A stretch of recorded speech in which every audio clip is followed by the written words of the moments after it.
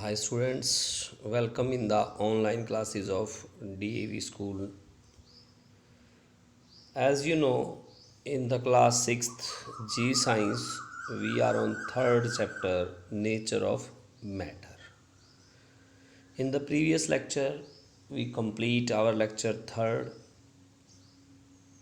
our lecture on third chapter. Today, we discuss the keywords. Our first keyword is diffusion. What is diffusion? In the chapter we read diffusion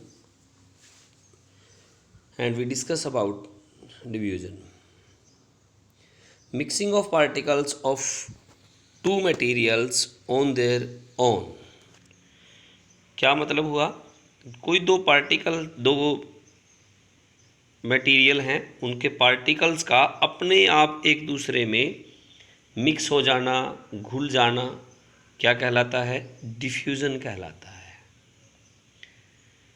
next is dissolution. Complete mixing of one substance with another substance. पूरी तरह से घुल जाना. अब diffusion में क्या था? घुल जाना. जैसे आप क्या करते हैं, कोई गिलास में पानी लें और पानी के अंदर नमक डाल दें, आप देखेंगे कि वो अपने आप कुछ मात्रा में घुल जाता है, लेकिन कई बार हमें उसमें पड़ा भी दिखाई देता है ना.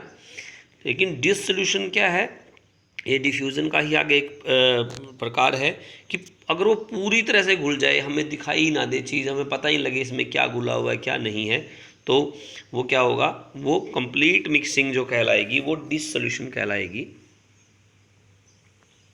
Next is man made and synthetic materials. अगला है हमारा भाई मैन मेड और सिंथेटिक मटेरियल्स क्या होते हैं? The materials which are prepared by man.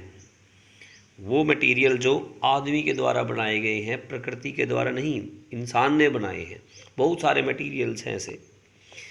Matter something which has mass and occupies space. कोई भी वस्तु जो जिसका मास होता है और जो जगह घेरती है. हर एक वस्तु आप अपने सराउंडिंग में देखें, कुर्सी, मेज़, पंखा, आप खुद, आपका मकान, वो सारी चीज़ें क्या हैं? उनका मास है और वो क्या हैं? जगह घेरती हैं. ऑक्यूपाई स्पेस, वो क्या कहलाती है? Matter. Natural material, material which occur naturally. जो प्रकृति के द्वारा बनाए गए जो मटेरियल्स हैं, जैसे पेड़ पौधे, जल, नदियाँ, पानी, पहाड़, ये सारे प्रकृति के द्वारा बनाए गए हैं. और जबकि आपके सराउंडिंग में अभी हमने मैन मेड पढ़ा था, कुर्सी, मेज़, पंखा, ये क्या है? ये सब इंसान के द्वारा मैन मेड है, आदमी के द्वारा बनाए गए हैं. Next is opaque materials. Material which do not allow light to pass through them. जो मटेरियल अपने अंदर से लाइट को गुजरने नहीं देते. जैसे सामने दीवार है, दीवार के अंदर से अगर लाइट गुजरेगी तो वो ट्रांसपेरेंट हो जाएगा, वो नहीं गुजरने दे रही, तो इसका मतलब क्या है? वो ओपेक है. Solubility, maximum amount of substance that can dissolve in a given volume of a liquid, usually water.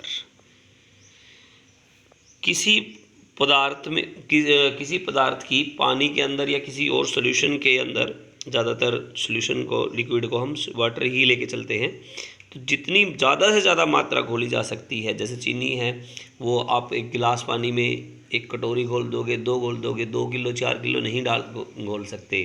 ठीक है, इसलिए उसकी सोल्यूबिलिटी मैक्सिमम अमाउंट जो होगी, जितनी घोली जा सके, वो क्या कहलाएगी? सोल्यूबिलिटी कहलाएगी. Next is saturated solution.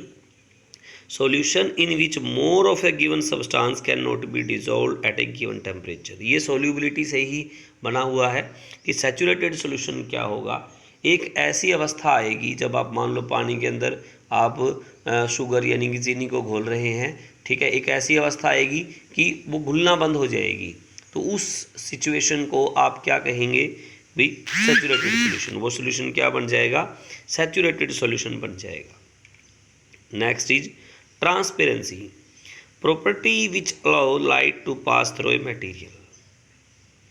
वो प्रॉपर्टी, वो किसी पदार्थ का वो गुण किसी मटेरियल का वो गुण जिसके कारण क्या है, उसके अंदर से लाइट पास कर जाए, निकल जाए, उसको अलाउ कर दे वो लाइट को पास करने के, वो कहलाता है ट्रांसपेरेंसी। जैसे घर में लगे हुए आप कांच के शीशे देखिए, उसमें क्या होगा, उसमें लाइट आपको आर पार क्यों दिखाई देता है, क्योंकि उसके अंदर से लाइट पास हो रही है, वो अपने अलाउ कर रहा है लाइट को पास होने के लिए। दैट्स वाई हम उसको ट्रांसपेरेंट मटेरियल बोलते हैं। ओके, आज ये कीवर्ड्स लर्न करेंगे, आपका होमवर्क रहेगा ये सभी कीवर्ड्स लर्न करने हैं और राइट करने हैं on the notebook. Okay, be at home, be safe, thank you so much.